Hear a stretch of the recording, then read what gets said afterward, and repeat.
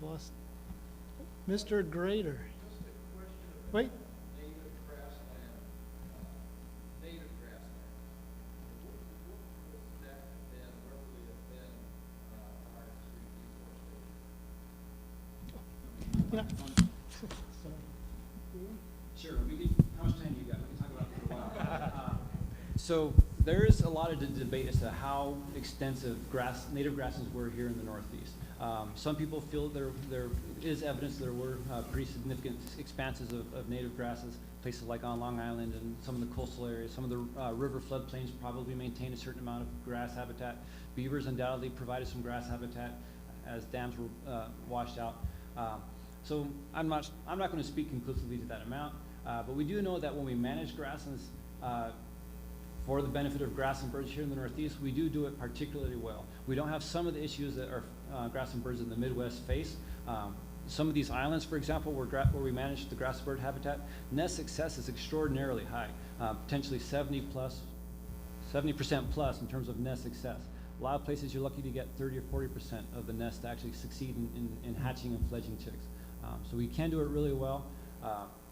And these birds are experiencing significant declines across all of the range. So we have some habitat. There's potential there for us to use it to the birds' benefit, and so we think it makes sense to do so. I probably didn't answer your question fully, but. before we take the next question, can everybody who's done any kind of turn volunteering stand up? Great idea. Yeah.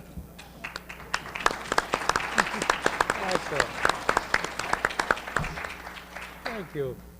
It is one of my great disappointments is not being able to get on the boats enough with the kids for the end of school stuff, and to frequently be somewhere else when the gridding is the exclusion rate is going up. But you see the extent of the involvement, and that's not everybody. I mean, Right. but, and those of you who did stand up, there's plenty of room. Join us. Yeah, join us. Another question. There's one in the back over there. Far in the back.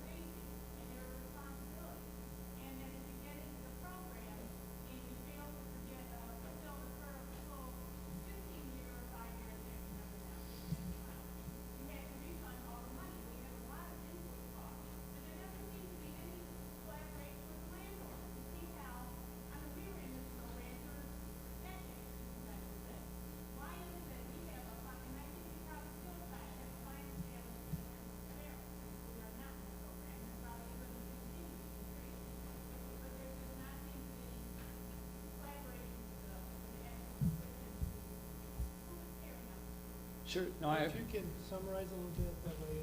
Sure. I think the gist of the question was you were concerned about the inability to provide some feedback or some input into how the programs move forward. Sure. So the LIP program is called LIP. It's called Landowner Incentive Program. That's a program that was originally funded by the federal government through a grant to each state. New York State implemented the LIP program, and it was made a small payment per acre for land that would be managed for grass and birds. Because it was a government program, there's certain contracts and requirements that are built into that, and it does somewhat tie our hands as a biologist in terms of how flexible we can be in terms of designing the management prescriptions.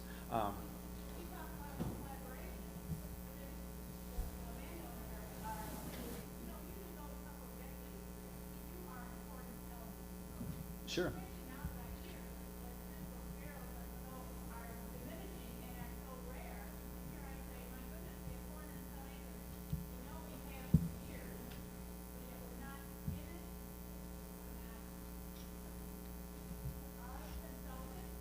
Sure. Well, I'd love to talk about it more for sure. Absolutely. You know, I think this would be a great one-on-one, because it's clearly a big issue. Sure. Well, I think about along with this idea of collaboration. You cannot just have the agencies collaborating with each other and leaving out other elements. Oh, you're preaching.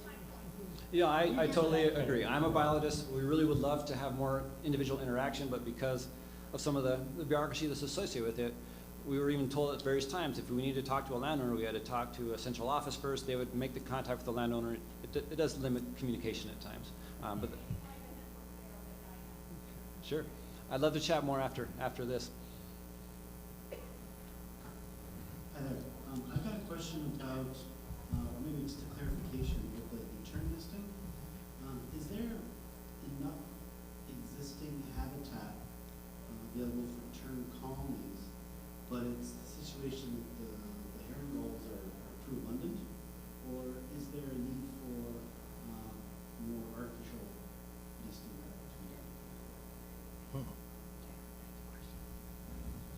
opportunities? The question is there enough nesting habitat for common terns?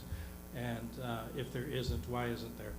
I think it's ring-billed gulls primarily that have increased so much. So the ring-bills, where they share nesting sites, and there's a long list of historic nesting sites down in this neck of the woods, North Grindstone Rocks, Mid-River Farm Shoals, Scorpion Island.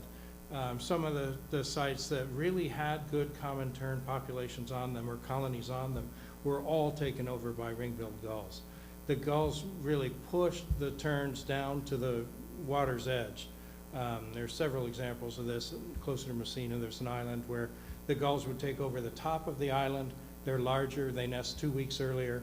The common terns would arrive later, and the only space left would be right at the margins of the shoreline, where wind-driven waves could actually wipe out the nest.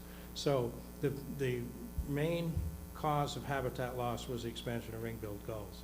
What we've done now is try to recreate some of that habitat or reacquire that habitat by controlling gulls, but also in some cases by providing artificial nesting sites like nesting rafts. The rafts in Toronto have been very successful.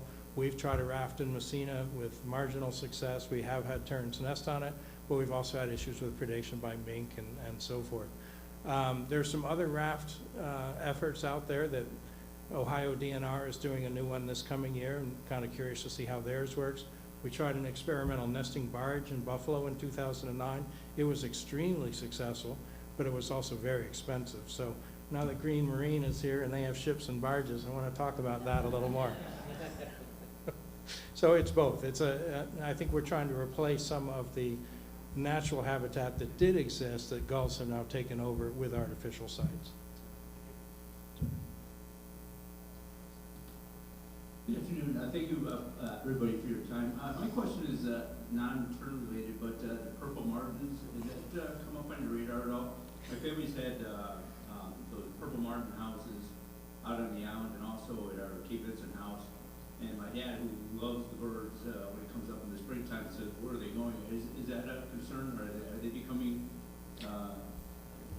extinct? Or I'll make one quick comment, then I'm going to hand it to Mike for a better answer. One of the really cool things about purple martins in the late summer and early fall is they roost on the navigation cells out here. You can go out at night and just see these, even the buoys. 217A just downstream here is famous for just being covered in sometimes terns, but also purple martins. St. Clair River, the connecting channels that Michael spoke about earlier, there are sites that have black terns and purple martins on them at night. It's really quite amazing. I don't have a whole lot specifically to answer the question, but we do pay attention to purple martins a little bit. They haven't quite risen up in terms of priority, in terms of really needing something to do, and they're still around. There is a very active program to get nests out. People love to see them nesting in the yard and along their waterfront. If you want specific ideas of things to try at home, I'd be happy to talk about that, but I'm not aware of a real large initiative that's targeting purple martins as an individual species. One more?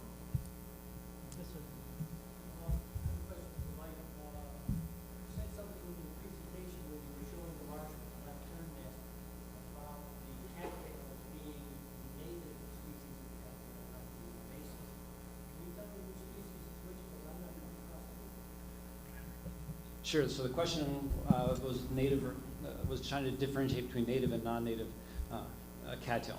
And so again, correct me if I misspeak here. But there's two species of cattail. There's Typha glauca and Typha latifolia. And if I get them right, Typha latifolia is the narrow leaf, backwards. Angustifolia. There you go. Yeah. So the hybrid is the most invasive, right? X glauca. So a lot of the stands that we see where you see those really thick mats of dead leaves and new growth, where it's almost impenetrable. A lot of those that we see are the hybrid cattail stands. The broadleaf cattail is what we saw at Wilson Hill coming in strong. I'm sure if we kept water levels consistent over time, we'd start to see some infestation of the hybrid cattail. But right now, what we saw was that first flush of broadleaf, the native cattail. It's grows a little shorter, typically a little sparser, and it is great habitat. There also seems to be some diet preferences by muskrat between the hybrid and the native cattail as well, which is kind of interesting, which I'm looking forward to learning about more. So the hybrid species is considered invasive? It is invasive. So there's the non-native, there's the native. In the situation we typically think of the non-native as the more invasive, but in this case, the hybrid has the best of both, the best genes of both species. And by hybridizing, it ends up being way more aggressive than either one of the two other species alone.